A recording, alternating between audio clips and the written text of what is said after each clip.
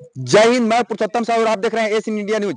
यह बलौदा है, जांजगीर चांपा क्षेत्र है और यहाँ के जो किसान हैं, किसानों को समस्या यह हो रहा है कि यहाँ जो है टोकन काटने के लिए ऑनलाइन मोबाइल ऐप तो डाउनलोड कर लेते हैं, लेकिन उसमें जो है टोकन नहीं कट पाता है। और यहाँ आने से यहाँ 4 से 6 रोज लग जाते हैं कि टोकन आज कटेगा। एक लिमिट दे दिया गया है।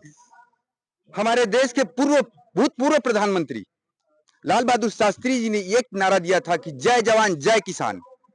आज मैं कहता हूं कि जवानों की जय जयकार तो होती है, लेकिन इन किसानों की जय जयकार कहां होती है? जो किसान अपने ही मेहनत की कमाई को आज यहाँ बेचने के लिए इतने मुसीबतों का सामना करना पड़ रहा है, जिनके लिए टोकन नहीं मिल रहा है। ये सुन लीजिए, ये किसान कह रहे हैं कि टोकन नहीं मिल रहा है। महोदय, क्या नाम है आपका? सतीश कुमार बंजारे। बंजारे जी, ये बताइए, यहाँ टोकन नहीं कटने से क्या परेशानी हो रही है आपको? टोकन नहीं कटने से हम लोग को बाहर में सोना पड़ रहा है अपने धान के रखवाली करने के लिए, और बहुत दिक्कत हो रहा है। पैसे का लेबर लोगों को देने के लिए पैसा नहीं है। धान बेच के किसानों को पैसा मिलेगा? हार्वेस्टर वालों को देने के लिए 1 रुपया नहीं है। किसान भटक रहे हैं। यहाँ टोकन की समस्या है कि और कोई समस्या? यहाँ टोकन की ही समस्या है, कोई समस्या नहीं है। यही नहीं, ये तमाम जितने भी मंडी चल रहे हैं, सब मंडी में यही दशा है कि टोकन नहीं कटने से किसान नाराज हैं, नाखुश हैं। और यहाँ और एक खड़े हैं किसान जी, इनसे पूछने। सर, आप अपना नाम बताइए। मेरा नाम लक्ष्मीकांत रात्रे है। मैं पूर्व यहाँ का नगर पंचायत बलौदा का पार्षद भी हूँ, तो था पहले। यहाँ आप धान बेचने के लिए आए हुए हैं बलौदा मंडी में। जी हाँ। यहाँ क्या समस्या हो रहा है आप लोगों को? यहाँ टोकन कटवाने के लिए बहुत परेशानियों का सामना उठाना पड़ा। कोई किसान मोबाइल चलाने जानते हैं, कोई नहीं जानते। मैं भी एक किसान हूँ, मेरे पास भी मोबाइल है, लेकिन मैं जानते भी नहीं था कि टोकन इस प्रकार से ऐप करते हैं, डाउनलोड करते हैं, वो करते हैं। फिर जब डाउनलोड किया, उसके बाद मैं कम से कम 15 दिन तक के मैं मोबाइल से उलझा रहा आप, है ना? हाँ, उसके बाद कल मेरा टोकन कटा। बड़ा मुश्किल से टोकन कटा। 2 मिनट का समय मिलता है टोकन कटने में मोबाइल में, और यहाँ बलौदा का लिमिटेशन कम है। इस लिमिटेशन को बढ़ाया जाना चाहिए। महोदय, आप अपना परिचय दीजिए। मेरा नाम संतोष कुमार तंबोली है। बताइए, क्या समस्या हो रही है आप तक लोगों को? धान बस सर, टोकन की ही समस्या है सर। विशेष समस्या टोकन का। यहाँ लिमिट बढ़ नहीं रहा है, लिमिट नहीं बढ़ रहा है ना?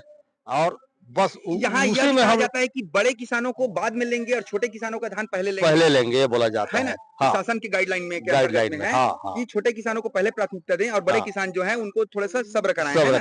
तो आप बड़े किसान में से हैं कि छोटे किसान में से हैं? फिर भी परेशानी हो रही है ना? फिर भी परेशानी हो रही है। इसके लिए किसको दोषी मानते हैं आप? इसके लिए हम शासन को मानते हैं। लिमिट को बढ़ाना चाहिए उनको। लिमिट को बढ़ाना चाहिए। जी भाई, या तो शासन अगर धान नहीं खरीद सकता है तो साफ हाथ खड़ा कर दे। धान नहीं खरीदूंगा, हम सेट से बेच लेंगे, है ना? हाँ। यहाँ हमने कई जगह पे देखा है कि कई किसान यह भी कहते हैं कि हम धान मंडी में जाते हैं धान बेचने के लिए, तो यह समस्या होता है, वो समस्या होता है करके वो दुकानदार के पास बेच देते हैं। हाँ। भले कहते हैं कि 9 नगद 13 उधार, भले इसके सेठ के पास में कम मिलता है, लेकिन तुरंत नगद मिल जाता है बिना कोई समस्या। टोकन का समस्या नहीं होता, टोकन का समस्या नहीं होता। तुरंत जाओ, तुरंत। ये बेहतर है कि ये बेहतर है? अपने को ये बेहतर है जो बाहर बेचते हैं, वो बेहतर है ना?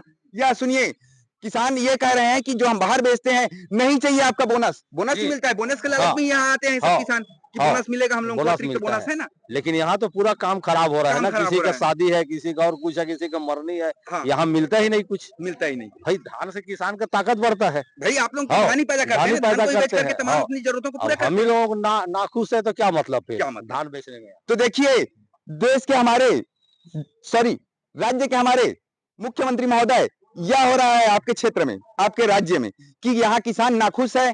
न मंडी वाले इनका समस्या का निदान कर पा रहे हैं और न ये किसान, क्योंकि किसान अगर किसी दुकान में जाकर के बेचने लग जाते हैं तो दुकानदार को पकड़ा जाता है।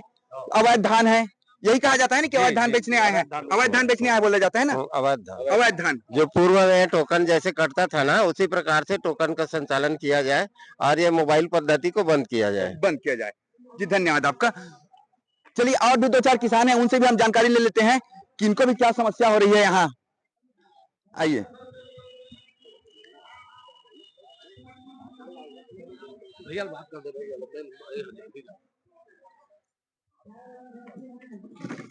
नमस्कार महोदय। नमस्कार। आप किसान हैं?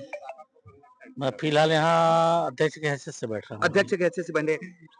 यहाँ जो अभी किसान भाई लोग कह रहे हैं, इधर कैमरे में देखिए, बताइए। किसान भाई लोग कह रहे हैं कि हमें टोकन नहीं कटने से काफी समस्याओं का सामना करना पड़ रहा है। इस पे आप क्या समझते हैं? अब वहाँ लिमिटेशन कर दिए हैं वहाँ। तो ये लिमिट का लिमिटेशन नहीं होना चाहिए, अनलिमिट होना चाहिए ना? नहीं, उसके लिए हम लोग कलेक्टर साहब से मीटिंग में चर्चा हुई है। तो क्या बोले कलेक्टर वो महोदय? बोले कि 11-12 तारीख के अंदर में हम उसकी व्यवस्था कर रहे हैं। अच्छा 11-12 तारीख के अंदर हम उसकी व्यवस्था कर रहे हैं। व्यवस्था आज कर रहे 11 हैं। तारीख ही है आज महोदय। 11 तारीख है आज। कोई जवाब नहीं आया है अभी शासन अभी से। अभी तक तो मतलब लिमिट बढ़ा नहीं है, अब लिमिट जो नहीं बढ़ा है। हाँ, हमको तो चाहिए कि लिमिट बढ़ना चाहिए हमको ना, लिमिट चाहिए जिससे हमको। किसान खुश रहे। हाँ, किसान अपने समर्थ मूल्य में यहाँ लिख देने से थोड़ी हो जाता है कि समर्थ मूल्य में धान बेच रहे हैं किसान।